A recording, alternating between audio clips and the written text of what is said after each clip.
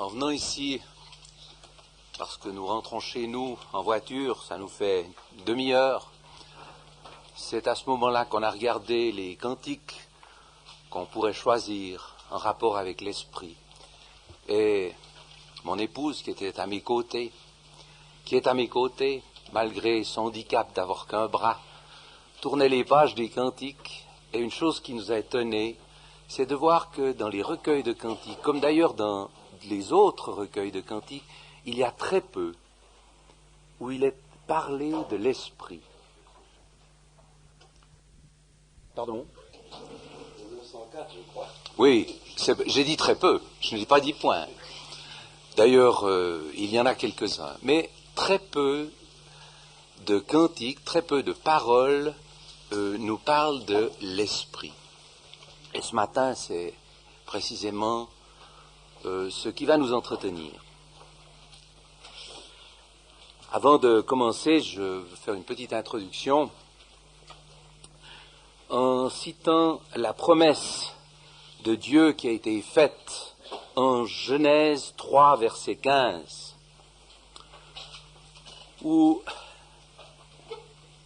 l'Éternel dit « Je mettrai inimitié entre toi et la femme, en parlant du serpent, et entre ta semence et sa semence. Elle te brisera la tête, et toi, tu lui briseras le talon. » Voilà la promesse de Dieu. Le but de Dieu est d'accomplir son plan divin par Jésus-Christ lui-même. Tout ce que Dieu fait ici-bas gravite autour de l'œuvre rédemptrice de son Fils bien-aimé, qui est la postérité de la femme, qui écrasa la tête du serpent. On sait que l'aboutissement, c'est son règne éternel. Dieu nous fait connaître ses plans par sa parole. Et le Seigneur, quand il était sur la terre, a révélé à ses disciples, comme il nous le révèle aujourd'hui, la suite de ses plans.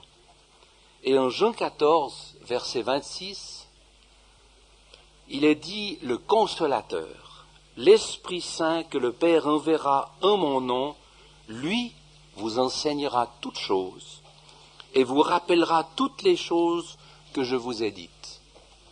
Et aujourd'hui, il nous dit encore, l'Esprit Saint que le Père nous a envoyé, nous enseigne toutes choses et nous rappelle toutes les choses que le Seigneur nous a dites. Il nous a envoyé l'Esprit Saint qui, durant la dispensation de la grâce, nous est donné. Nous savons que l'Esprit Saint a une mission temporaire durant cette dispensation de la grâce. Le chrétien qui comprend ces choses est appelé aussi à les proclamer. L'Esprit du Seigneur est avec nous pour accomplir cette mission divine. Et je cite une phrase d'un frère qui disait « Ne nous laissons pas séduire, ni effrayer par ces tours de Babel que les hommes persistent à vouloir édifier. Mettons notre confiance dans le Fils. » Hébreux 1, verset 2, que Dieu a établi héritier de toutes choses. Le sujet qui va nous entretenir aujourd'hui, c'est l'action du Saint-Esprit dans la vie avec Christ. Le Saint-Esprit, qui est la troisième personne de la Trinité, nous l'avons rappelé hier matin. Je rappelle un verset en 2 Corinthiens 13, verset 13, que la grâce du Seigneur Jésus-Christ et l'amour de Dieu et la communion du Saint-Esprit soient avec vous tous. Donc qu'on voit les trois personnes de la Trinité qui sont citées ici dans ce verset 2 Corinthiens 13, verset 13. Aussi ce matin, je vous ai distribué ce qu'on peut appeler un résumé, mais en fait c'est peut-être un petit peu plus qu'un résumé, parce que, d'ailleurs hier matin également, notre frère avait donné quelque chose qui était plus qu'un résumé, qui non seulement cite peut-être des passages de la parole, mais qui donne aussi quelques expressions, quelques pensées aussi que j'ai écrites. Vous excuserez ma faiblesse, parce qu'il y a peut-être des choses qui sont à discuter, mais pas ce qui est la parole même. Ça représente 2 pages, je vous en donne une 3e à la fin, dans la dernière partie que nous verrons ensemble. Et ça vous permettra non seulement de suivre mon exposé, qui va être très fidèle à ce texte, mais ça vous permettra aussi de reprendre après, à la maison, vous-même, tout ce que nous aurons vu ensemble ce matin. Je me suis fait corriger les fautes de français par mon épouse. Voyez encore une fois combien elle peut m'être utile. C'est pas ma force. J'ai de temps en temps, même que j'ai appris le latin, je fais quand même quelques erreurs de français. J'oublie s'il y a 2 L, 2 G, 1 L, 2 G, etc. Certaines DS que j'oublie ici et là, de temps en temps. Ça peut être d'inattention, mais je sais que ma femme, mon épouse, est là pour m'aider à corriger les textes et elle m'est très utile. Je conseille aux célibataires, mariez-vous, vous verrez, c'est utile une épouse. Elle est non seulement à votre côté pour beaucoup de choses, mais aussi pour les petites choses comme ça.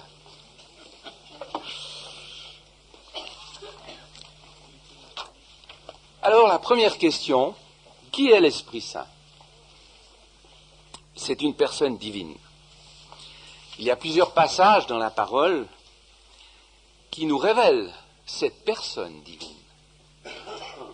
Et nous allons prendre Matthieu 28, verset 19.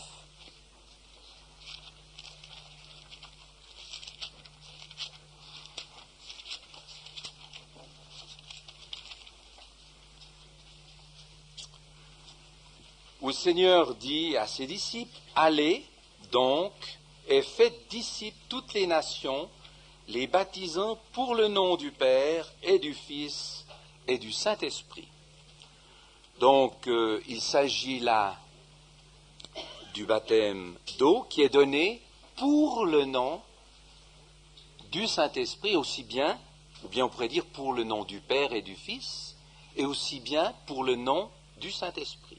C'est une personne. Marc 13, verset 11.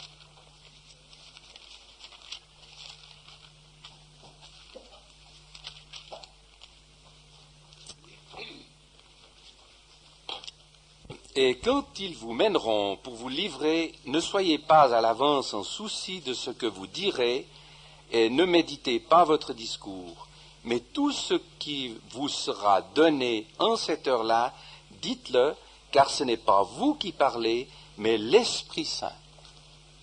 C'est une personne qui parle. C'est une personne qui parle pour nous, l'Esprit Saint. Jean 14. Verset 16.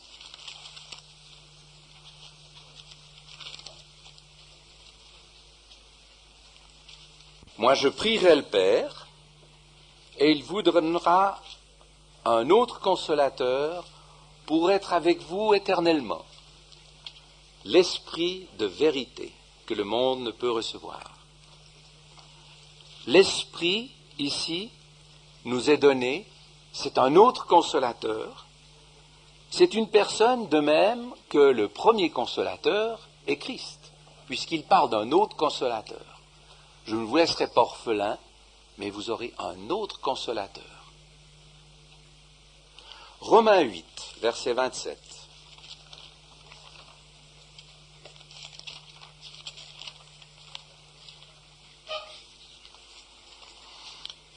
Et celui qui sonde les cœurs sait quelle est la pensée de l'Esprit, car il intercède pour les saints selon Dieu. La pensée de l'Esprit. nous montre bien qu'il s'agit d'une personne. 1 Corinthiens 12, verset 5.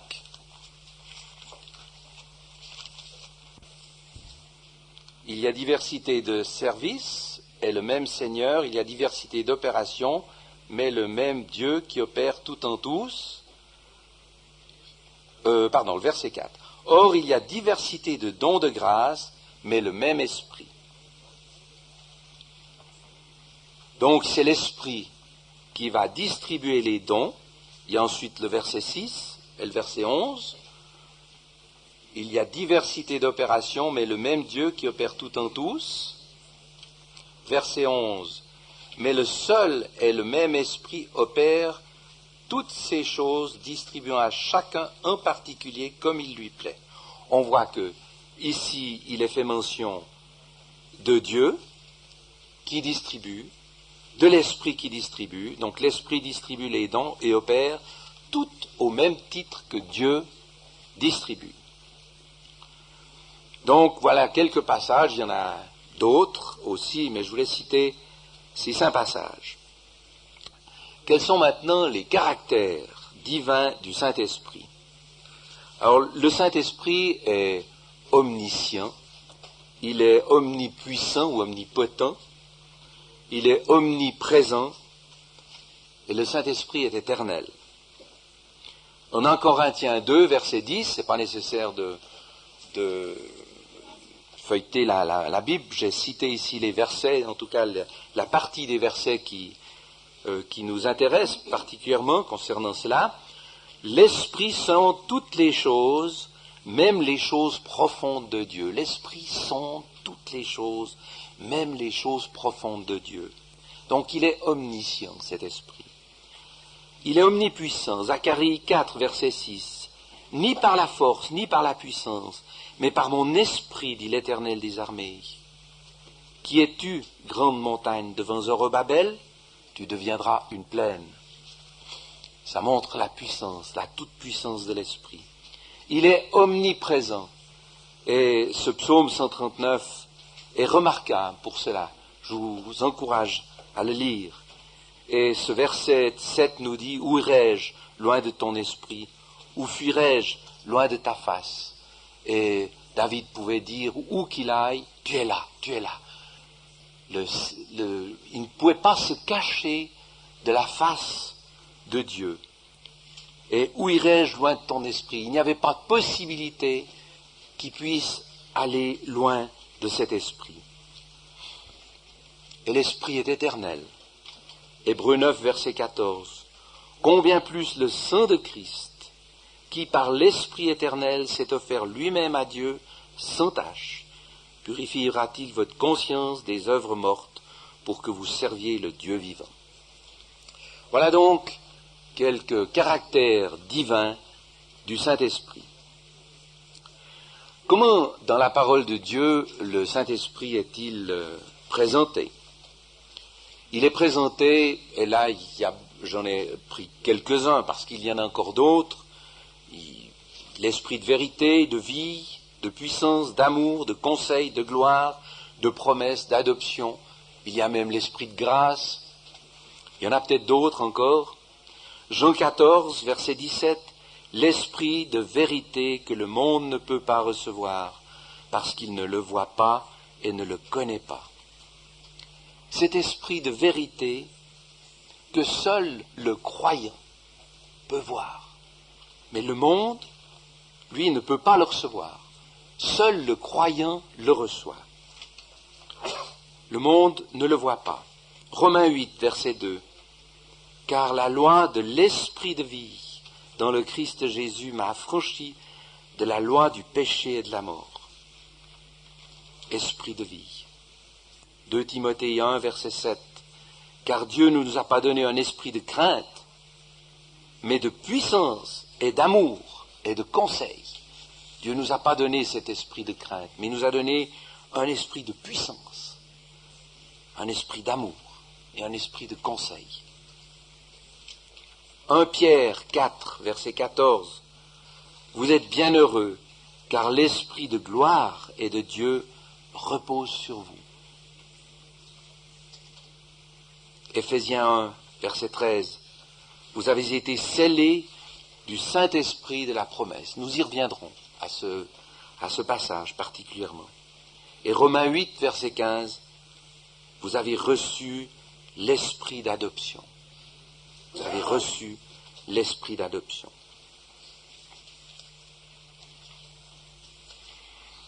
Une question que nous pouvons maintenant poser, quelles sont les fonctions, je ne sais pas si le terme est bien utilisé, est bien pris ici en disant quelles sont les fonctions du Saint-Esprit. Mais on voit dans la parole qu'elles sont nombreuses. Et ici, nous en citons que quelques-unes. Prenons Jean 14.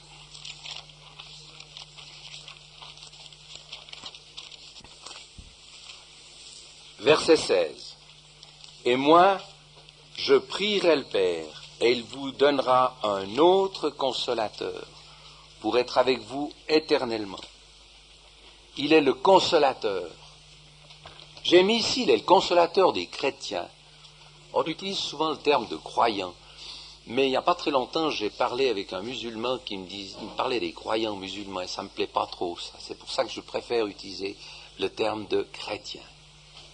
Chrétien, parce que nous sommes des croyants qui appartenons à Christ. Donc, nous sommes des chrétiens.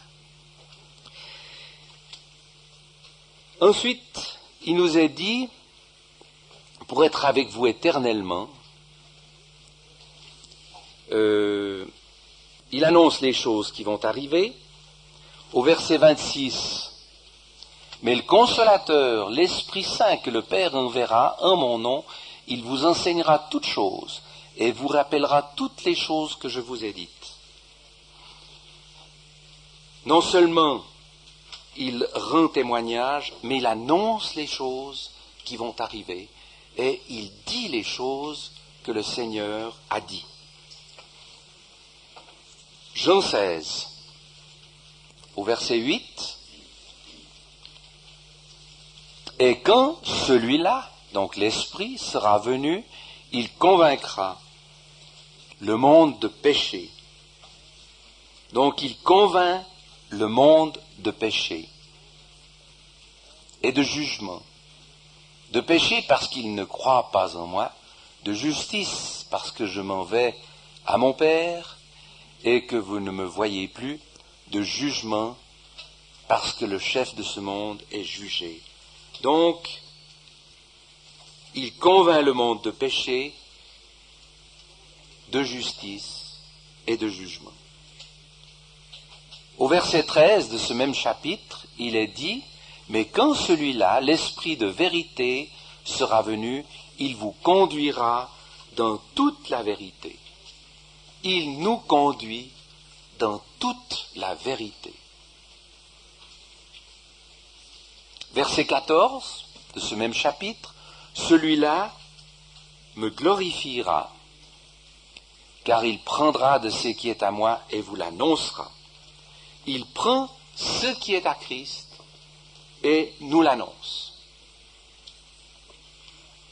Romains 5, verset 5.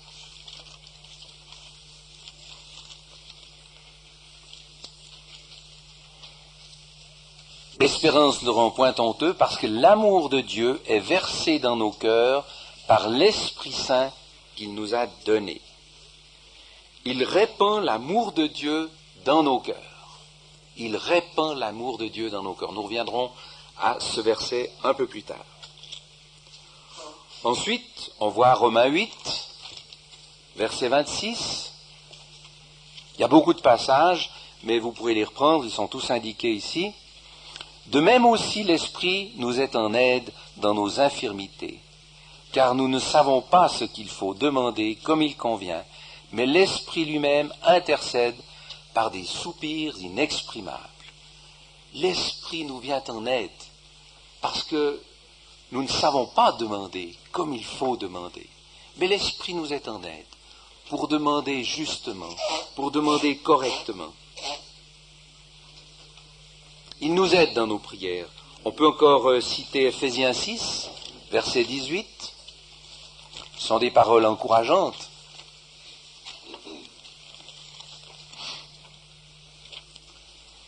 priant par toutes sortes de prières et de supplications en tout temps par l'Esprit, et veillant à cela avec toute persévérance. Priant par toutes sortes de prières et de supplications en tout temps par l'Esprit. C'est par l'Esprit que nous nous adressons à Dieu. Parce que si nous ne le faisons pas par l'Esprit, c'est que nous cherchons notre propre volonté. Nous cherchons, au fond, nos propres avantages. Mais si nous prions par l'Esprit, nous cherchons la gloire du Seigneur, nous cherchons à servir avant tout le Seigneur et nous mettre de côté. Toujours si c'est ta volonté. Mais si nous prions par l'Esprit, l'Esprit nous vient en aide. Et ensuite, on voit donc en 1 Corinthiens 12, verset 11, qu'il est venu, donc il a inspiré les auteurs sacrés.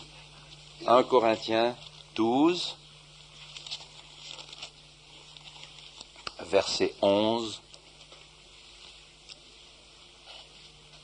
Mais le seul et le même esprit opère toutes ces choses, distribuant à chacun en particulier comme il lui plaît. Donc l'esprit a inspiré, l'esprit inspire. On pourrait dire que toutes ces fonctions du Saint-Esprit peuvent se résumer par cette déclaration du Seigneur. En parlant de l'Esprit, le Seigneur pouvait dire en Jean 16, verset 14, « Il me glorifiera ».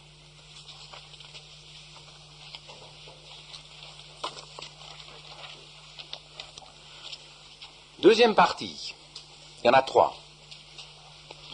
Deuxième partie, qu'est-ce que le baptême du Saint-Esprit?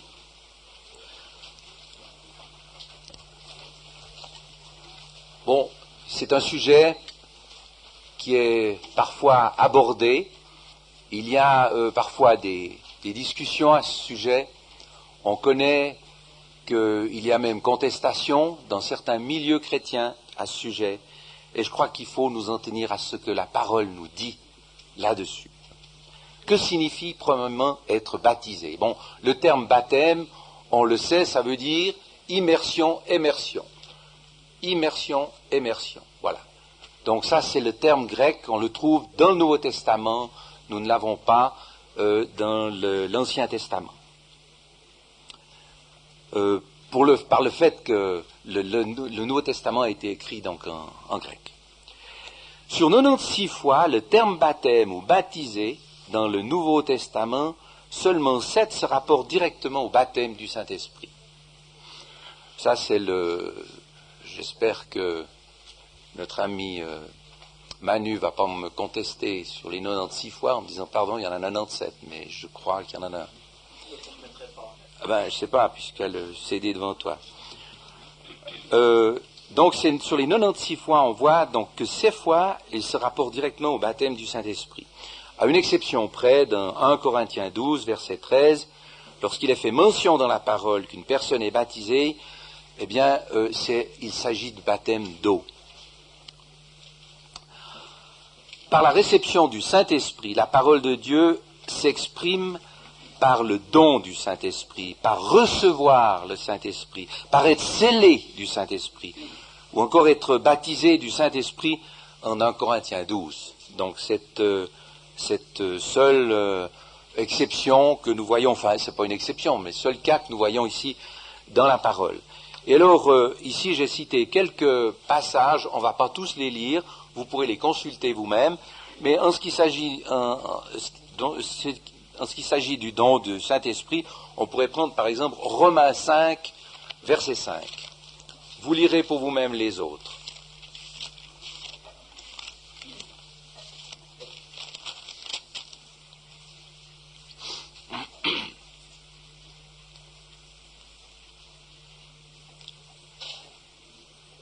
L'amour de Dieu est versé dans nos cœurs par l'Esprit Saint qui nous a été donné. Donc il s'agit bien ici du don du Saint-Esprit.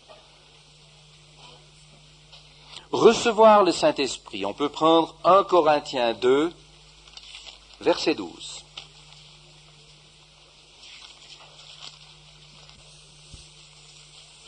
Mais nous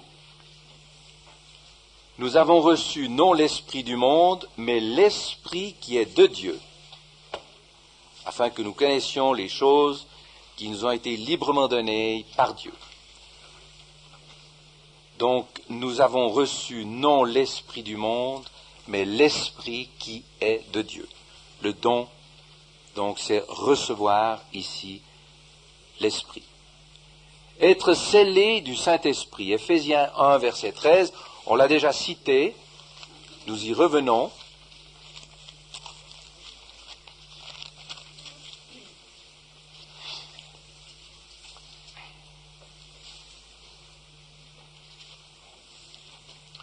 On peut lire tout le verset. « En qui vous aussi vous avez espéré, ayant entendu la parole de la vérité, l'évangile de votre salut, auquel aussi, ayant cru, vous avez été scellés du Saint-Esprit de la promesse. » Auquel, donc, ayant cru, vous avez été scellés du Saint-Esprit.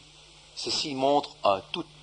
Celui qui a cru est scellé du Saint-Esprit.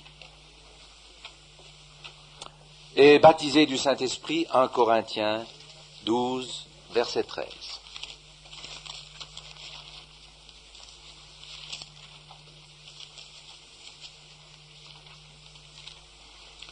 Car aussi nous avons tous été baptisés d'un seul esprit pour être un seul corps, soit juif, soit grec, soit esclave, soit homme libre, etc.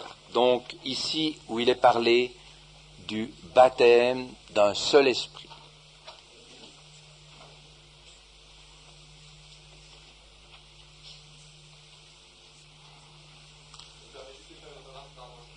Il s'agissait donc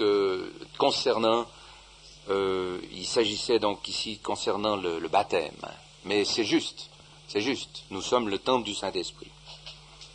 Il est cité dans le passage. Donc c'est avant tout la réception du Saint-Esprit que Jésus glorifié envoie du ciel à tous ses rachetés. Mais la parole ne parle jamais d'une première et d'une deuxième expérience. Et ça, c'est quelque chose de très important, parce qu'on sait que dans certains milieux chrétiens, on parle de cette première expérience, c'est-à-dire la conversion, et ensuite vient la réception du Saint-Esprit. Éphésiens 1, verset 13 nous montre absolument pas cela. Donc, c'est une chose à considérer.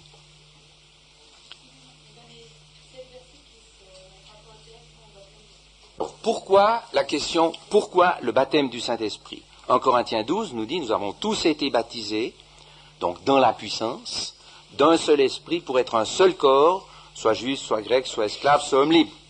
Donc c'est par le baptême du Saint-Esprit, c'est par la réception du Saint-Esprit que les chrétiens forment un seul corps, dont Christ est la tête, bien sûr.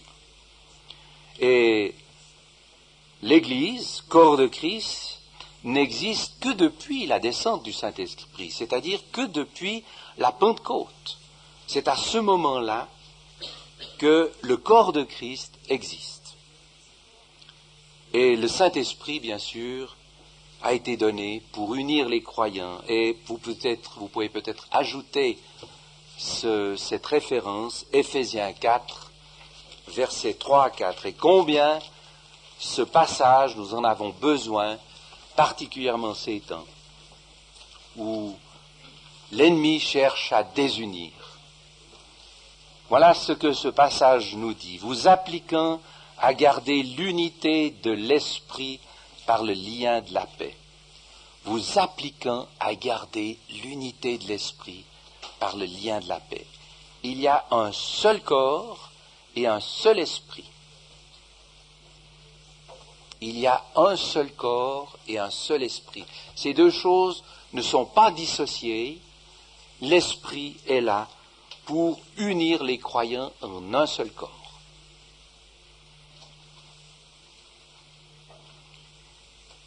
On peut alors poser la question, est-ce que le baptême du Saint-Esprit dépend du baptême d'eau?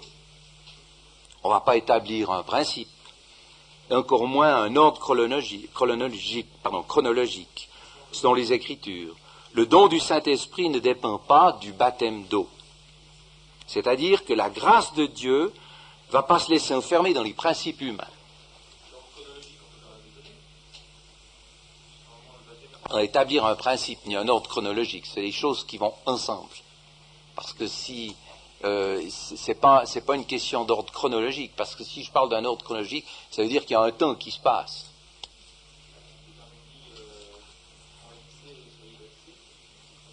Ça veut dire que le baptême d'eau, c'est le sceau humain. C'est un sceau humain, quoique, évidemment, divinement, il est ordonné. Il est mis sur la foi de profession. Je me déclare croyant, je me déclare sauvé, chrétien, pardon, je me déclare chrétien, je me déclare sauvé, je déclare que j'appartiens à Christ, qu'il est mon sauveur personnel, eh bien, je professe. Et en baptisant, en me faisant baptiser, eh bien, c'est le sceau humain. C'est un frère, c'est un chrétien, qui va me baptiser pour le nom du Père, du Fils et du Saint-Esprit. Juste une remarque. En fait, on a baptisé. Le baptême d'eau, c'est le sceau humain. Eh bien, le baptême du Saint-Esprit, c'est le sceau divin, qui est mis sur la foi du cœur. Voilà. Donc, je crois que ceci, je vous dirais que ces deux définitions, c'est pas moi qui les ai trouvées, mais j'ai trouvé qu'elles étaient courtes et excellentes. Alors, qu'est-ce que le don du Saint-Esprit? Pour qui est le don du Saint-Esprit? Jean 7, verset 39 nous dit « Celui qui croit en moi, selon qu'a dit l'Écriture, des fleuves d'eau vive couleront de son ventre. » Or, il disait cela de l'Esprit qu'allaient recevoir ceux qui croyaient en lui, car l'Esprit n'était pas encore, parce que Jésus n'avait pas encore été glorifié. Donc, on voit que le don du Saint-Esprit est pour ceux qui croient, pour ceux qui ont cru en Jésus, en l'œuvre rédemptrice de Jésus. Et alors, il est bien dit ici, des fleuves couleront. Il s'agit de futur. Le temps ici est mis au futur parce que, et la parole de Dieu l'explique bien, c'est pas moi qui donne cette explication, c'est la parole qui dit, or il disait cela de l'Esprit, c'est Jean qui l'exprime, donc il disait cela de l'Esprit qu'allaient recevoir ceux qui croyaient en lui, car l'Esprit n'était pas encore. La Pentecôte n'était pas encore là, parce que Jésus n'avait pas encore été glorifié. L'Esprit est descendu sur la terre au moment où le Christ a été glorifié. Donc, ce don est pour tous ceux qui croient. Acte 2, versets 1 à 4, on ne va pas lire tous ces versets, mais il nous est dit, et ils furent tous remplis de l'Esprit Saint. Pas d'exception.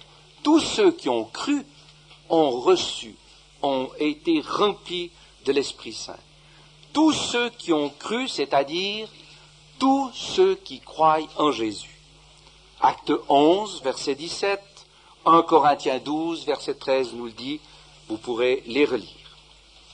Alors, maintenant la question c'est, quand reçoit-on le Saint-Esprit? J'ai dit qu'il n'y avait pas d'ordre chronologique, mais il est bien dit, après avoir cru, on ne peut pas recevoir, il est dit, Éphésiens 1, verset 13, nous dit bien, après avoir cru. Donc il faut croire pour recevoir. Galates 4, verset 6, nous dit, quand nous sommes fils. Donc, après avoir cru, quand nous sommes fils ou filles, la nouvelle naissance est la communication de la vie de Dieu à un inconverti. Le sceau du Saint-Esprit, c'est le cachet que Dieu appose sur le croyant. Donc ces deux choses peuvent être simultanées, mais il faut les distinguer.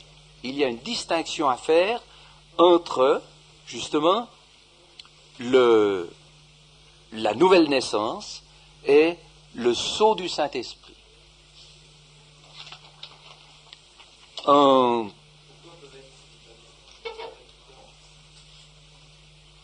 Après, grâce à cette action du Saint-Esprit, on peut dire Abba. Père. Voilà. Et c'est seulement par l'Esprit que nous pouvons le dire.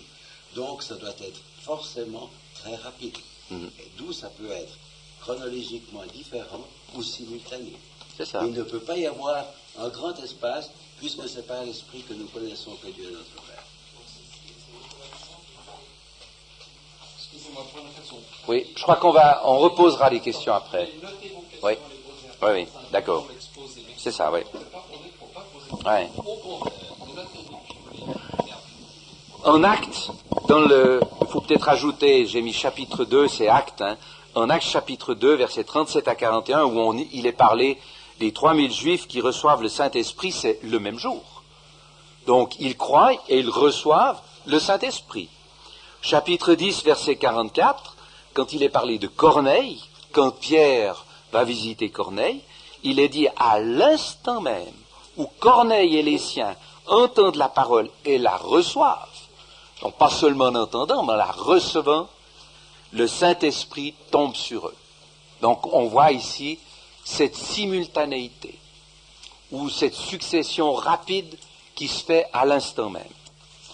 Voilà, nous arrivons maintenant à la fin de la deuxième partie. Je vous distribuerai maintenant une troisième partie, mais avant je vous propose qu'on se lève et qu'on chante dans le cantique 142, je crois, la deuxième strophe. Et c'est là où on revient de nouveau à Jean 14, qui est un chapitre très important concernant l'enseignement sur le Saint-Esprit, au verset 26, où il est dit « Mais le Consolateur, l'Esprit Saint que le Père enverra en mon nom, lui vous enseignera toutes choses et vous rappellera toutes les choses que je vous ai dites. » Il nous enseigne.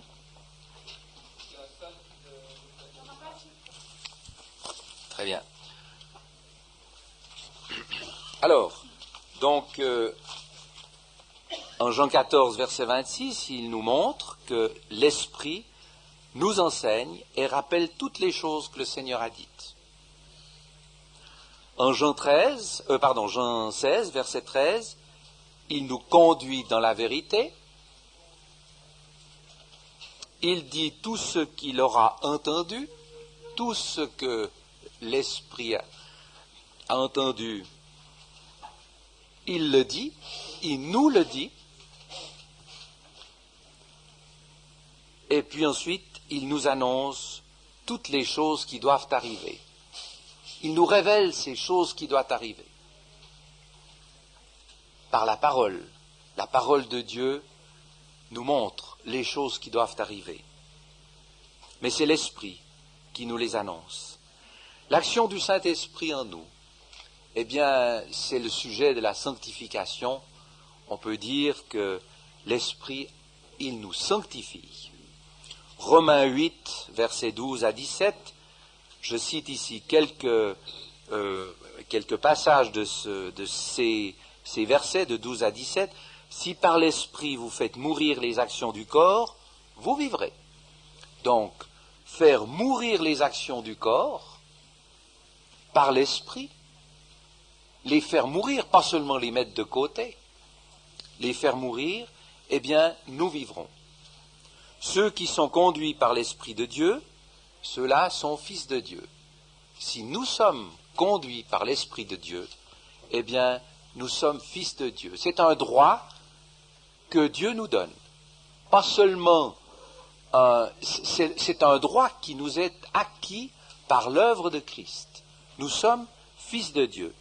Et puis ensuite, vous avez reçu l'esprit d'adoption par lequel nous crions « Abba Père », « Papa ». Cet esprit qui est en nous, eh bien, nous fait spontanément crier « Abba Père », « Papa ». C'est une expression qui est tellement profonde.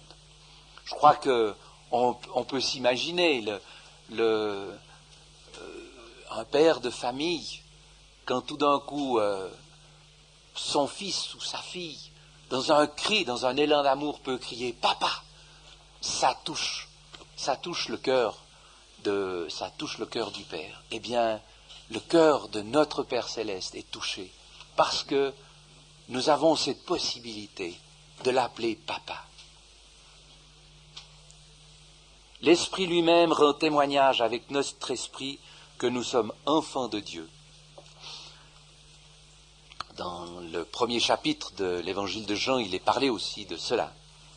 Nous sommes enfants de Dieu.